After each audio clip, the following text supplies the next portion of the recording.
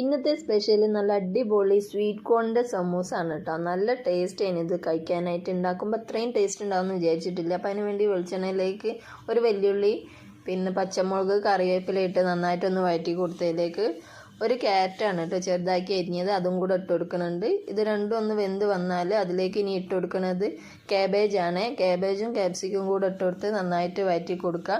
ഇനി അതിലേക്ക് sweet corn ഒന്ന് വേവിച്ചതാണ് കേട്ടോ, അതാണ് ഇട്ട് കൊടുക്കുന്നത്. അതും കൂടെ ഇട്ടിട്ട് അതിലേക്ക് മുളക് പൊടി, മഞ്ഞൾപ്പൊടി, കുറച്ച് ചാറ്റ് മസാലയും ഉപ്പും കൂടെ ഇട്ടിട്ട് നന്നായിട്ട് മിക്സാക്കി കൊടുക്കുക. കുറച്ച് മല്ലിയിലയും കൂടെ ഇട്ടാലും മസാല റെഡി. ഇനി മൈദയിലേക്ക് ഉപ്പും നെയ്യും ഇട്ട് ചൂടുവെള്ളത്തിൽ നന്നായിട്ട് കുഴച്ചെടുക്കുക. ഇനി നമ്മൾ സമൂസക്കൊക്കെ പരത്തണ പോലെ പരത്തിയെടുത്തിട്ട് സമൂസൻ്റെ ഷേപ്പിലാക്കി എടുത്തിട്ട് ചൂടായ എണ്ണയിലിട്ട് പൊരിച്ചെടുത്തുകയാണെങ്കിൽ നല്ല അടിപൊളി സ്വീറ്റ് കോണിൻ്റെ സമൂസ റെഡിയായി. ഇതുപോലത്തെ സിമ്പിൾ റെസിപ്പിക്ക് ചാനൽ ഒന്ന് സബ്സ്ക്രൈബ് ചെയ്യുക, ലൈക്ക് ചെയ്യുക, ഷെയർ ചെയ്യുക, സപ്പോർട്ട് ചെയ്യുക കേട്ടോ.